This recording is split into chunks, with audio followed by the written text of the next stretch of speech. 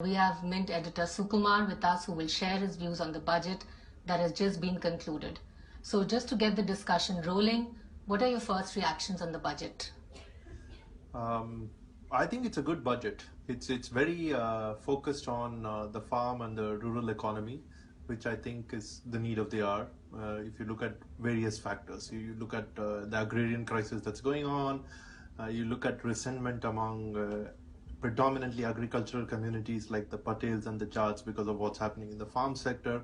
I think from that perspective, it's a good budget. It's also a good budget if you look at it from the perspective of global risks that India will now have to weather. And there are a smattering of reformist measures through the budget. To just give you one example, the legislative backing that the budget promises to give Aadhaar, which can really usher the cashless economy in India. Never been spoken of before. I'm hoping that it really happens in this session. Great.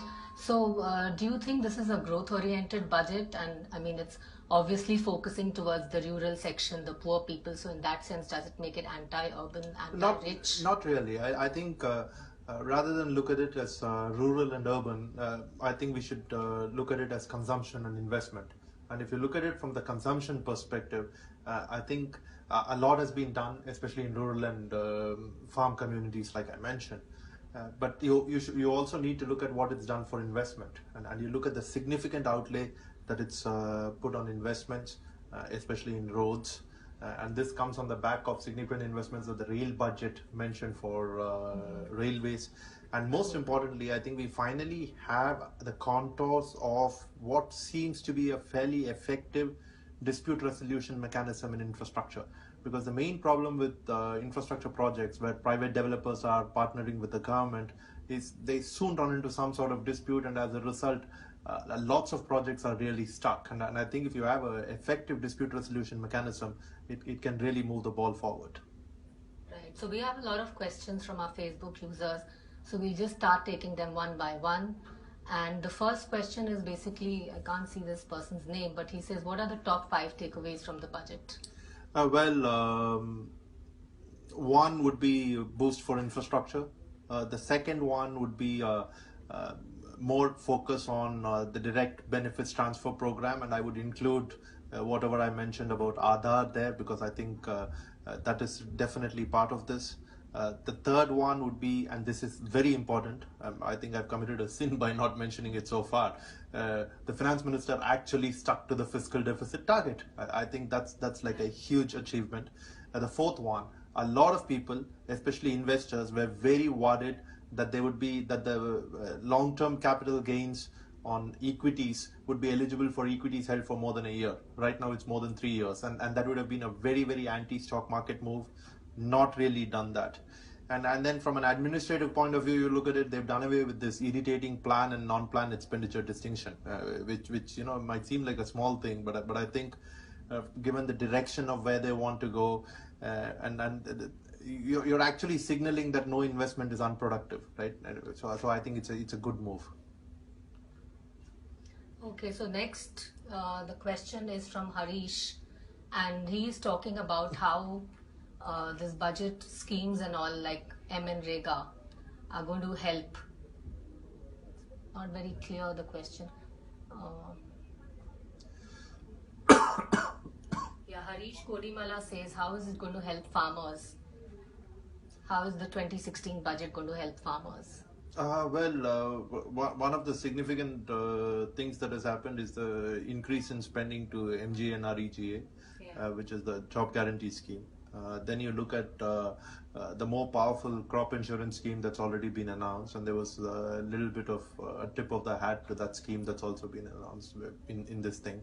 The food processing announcements that were made,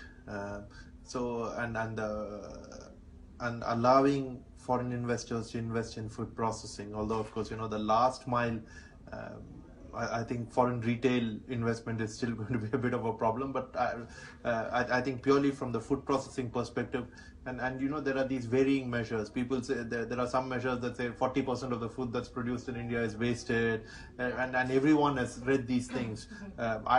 So much so that no one really knows what the actual proportion is. But what we can say is that a huge proportion of food produced in India is actually wasted. So I think those are benefits for the farm community. Okay, next question is from Sankalp Sharma, who says that in this budget, has the NDA shifted its strategy to the rural sector versus the perception that it is a pro-corporate sarkar? See, I don't know. First of all, I don't know whether it's you can call it a pro-corporate sarkar. If you've spent a lot of time in Mumbai, especially, you won't, because most Indian businessmen are whining about how this government is really doing nothing for them. But I also don't think that the government can do much directly for companies. What you can do is create an environment which is conducive for investments, boost public investment at a time when most private sector companies don't have money to invest, or some of them have money but they're loaded with debt, so that you can't really expect them to invest. But be that as it may, I think this is clearly a focus on, this budget clearly reflects a focus on the farm sector, and I think that was much needed, especially given the fact that the last 2 years the monsoons have been patchy and deficient. There is this agrarian crisis that's on. The global super commodity cycle has ended, which means that food prices are down. So farmers were hurting, and I think if you have to acknowledge that. Sure, it is also you can turn around and say it's a populist move, but I don't think it's a populist move. I think it's you're putting a band-aid where someone's bleeding, right? All right. The next question is from Jaspreet Singh Bhatia, who says that he didn't hear anything about the middle class, so there was no focus on the middle class from this budget. Mostly they heard things about farmers and the rural population. So does this budget have anything for the middle class? Doesn't look like. The caveat here is I've had about 10 minutes to go through the budget documents, which means I haven't really gone through the significant parts of it where all these tax measures and other things are there. But he did mention an effective 3,000 rupee tax benefit to those people who pay income tax at the lowest possible slab, and I don't know whether this gentleman would classify them as middle class. That would probably be lower middle class. But a lot of products will get costlier, right? I mean, from the few things that I could look at, branded garments, for instance, will get costlier. Jewelry will get, and then of course, if you are a smoker, cigarettes get costlier, which I have no problems with, right? Sin tax is an accepted norm the world over, and I think cigarettes should be taxed, and taxed even more. I think next year you'll see another increase.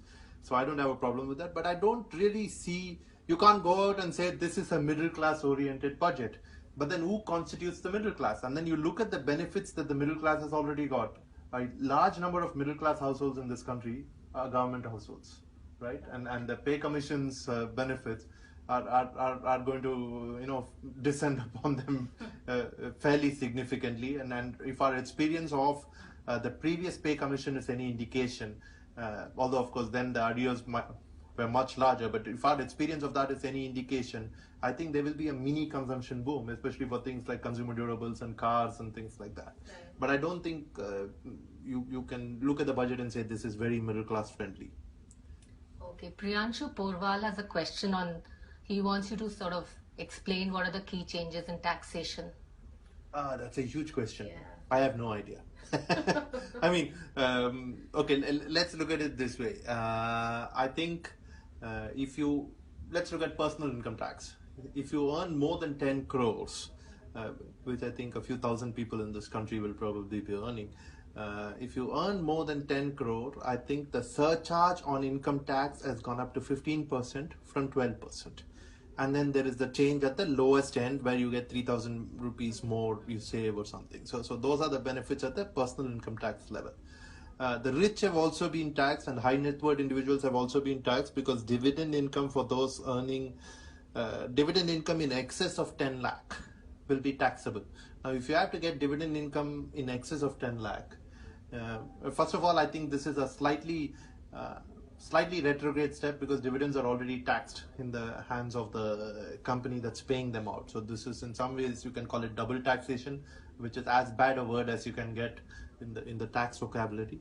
But if you earn more than 10 lakh as dividend, you will end up paying tax on that. It will also affect a lot of companies which make dividend payments to their parents, which are multinationals, which are located outside. I personally expect to see a huge scramble for dividend payments right now. Between now and the time the finance bill is passed, you will see a lot of companies making announcements of dividends and paying it off this year itself. Okay. So Arjun has a question on the banking sector, and he says, is reforms made in the banking sector enough to reduce NPA, which is a huge burden? Sure, I get the drift of his question. From the recapitalization point of view, 25,000 crores to banks as capital might seem a little low. It is low, right? Banks need more. But that said, most Indian banks are adequately capitalized. If you look at the last stress test that was done by the Reserve Bank, it wasn't as if any Indian bank was immediately in danger of going under. And how do you prevent banks from going out and issuing these loans that turn bad? One, you improve the way in which they assess risk associated with industrial projects. And I heard the finance minister say, and again, you must forgive me because I haven't gone through the fine print. I haven't had too much time to go through it, but I did hear him mention something about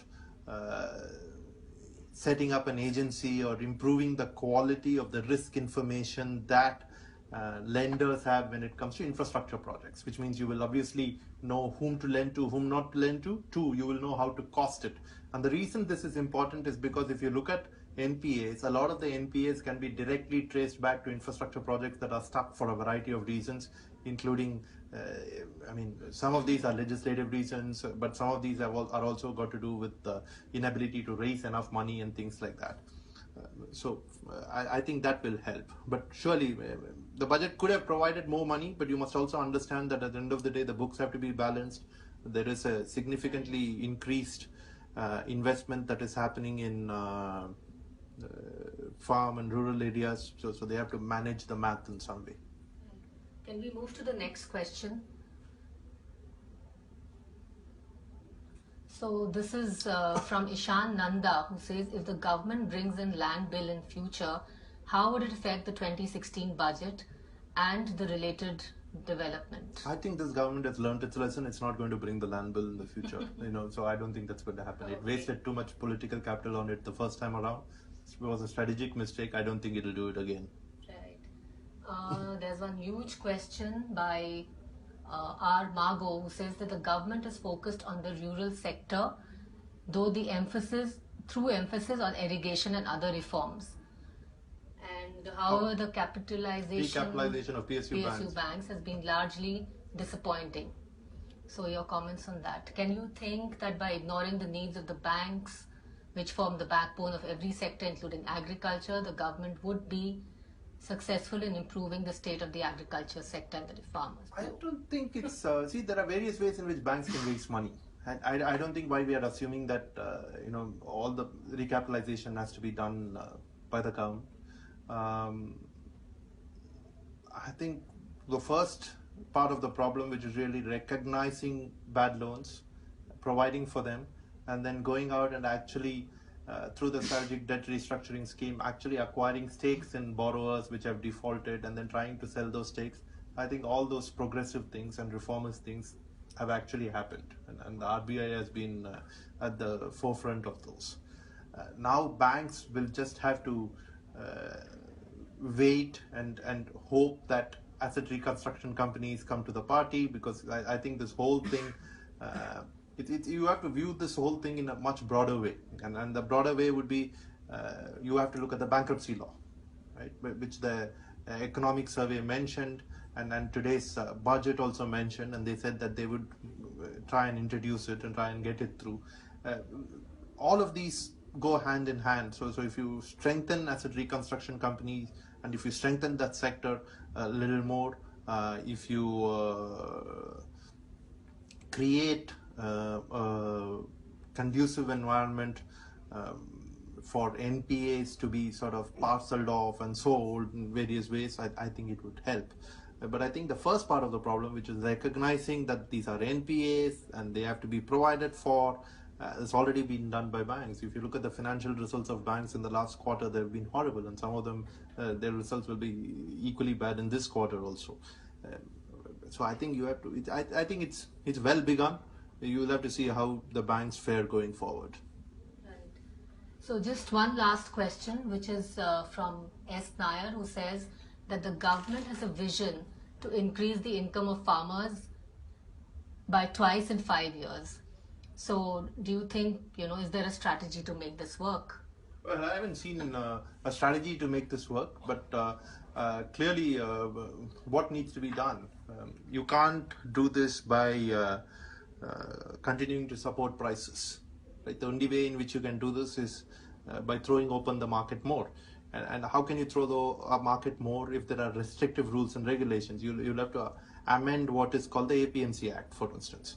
And the budget mentioned that 12 states have already amended it, and more will probably be amending it. The good thing is, there is this spirit of competitive federalism which is there right now. So if one state does something, then the other state feels the urgency to do it. Otherwise, it will lose out on investment that could otherwise have headed its way. So you will see more states reforming that, which would create a much more market-oriented mechanism for this entire agricultural produce market by allowing or by providing a boost to food processing, which again this budget has tried to do. I think you're giving farmers another avenue in which they can add value and sell something that they might have sold at X at 1.3x or 1.4x. And those are probably ways in which you can improve farm income. Okay, so we'll just wrap it up with, there's another question. Ria Jain says, do you predict a backlash due to the increase in various taxes? Backlash by the general public? I don't think the general public has been loaded with any huge increase in taxes, right? And smokers, by and large, are a peaceful community. Right? They're happy to pay a little more for the pleasure of puffing away. So I don't think they're going to complain too much. The super rich are again not going to complain. People and entities earning about 10 lakh are not going to complain, because again it's going to be politically extremely incorrect on their parts to go out and whine about this. So I don't understand what this lady means when she says there could be a backlash, but you never know. All right, I think we'll wrap it up there, and thank you so much for joining us, Sukumar, and thank you to our viewers for posting their questions and comments, and do join us for the next live update. Thank you.